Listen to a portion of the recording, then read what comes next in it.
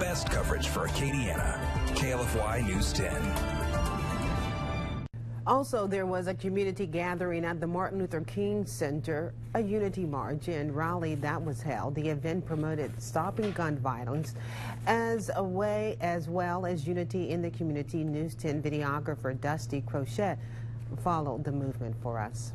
We got to see the change we want to see. We take this trace back one step at a time. Today we're trying to bring awareness to a lot of the violence and things that's going on in the community. The shootings and the killings here in the streets and of course over in the Grand 16 movie theater.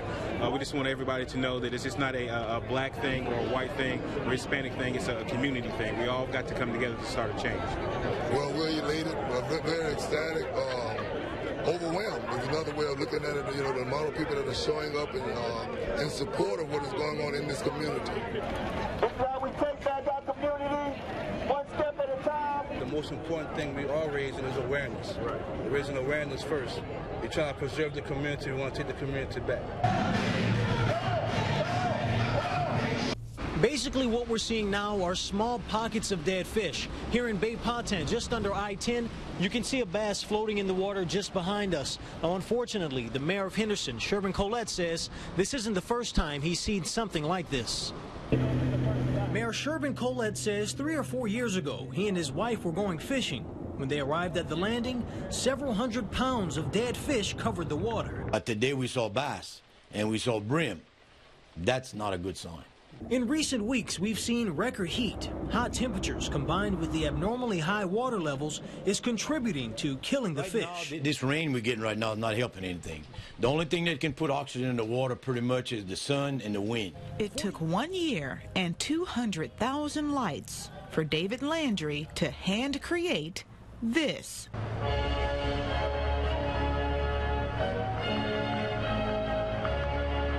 They've become increasingly popular over the years. Animated Christmas light displays set to music. Oh, I saw it on television last Christmas, and I said, I got to learn how to do that. You have to kind of make a schematic so that you can follow each channel, because each channel that lights up has to be programmed. The St. Thomas More Junior class hosted their 9th annual Hope Fest celebration today. News 10 videographer Dusty Crochet stopped by. Here's a few of the sights and sounds.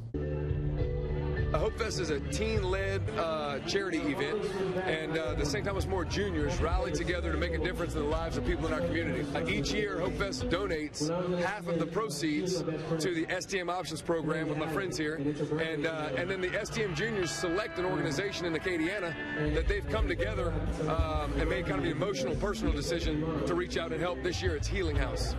My favorite part of everything, just hang out with everybody. My teacher, Ms. Price, put this on for everybody, and the juniors, I'm proud of them to be there for all of us, and we have to be here. Meanwhile, the 7th annual International Lafayette, Louisiana Pétanque Tournament took place today. And if you're wondering, pétanque is better known as French lawn bowling.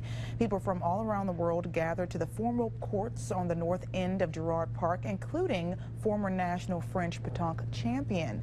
And News 10's videographer Dusty Crochet arrived as the festivities were in full swing. The turnout has been, a lot of new people have come, so that's good. We have some kids have come out and played. That's really great. It's been nice. Good weather with some good food.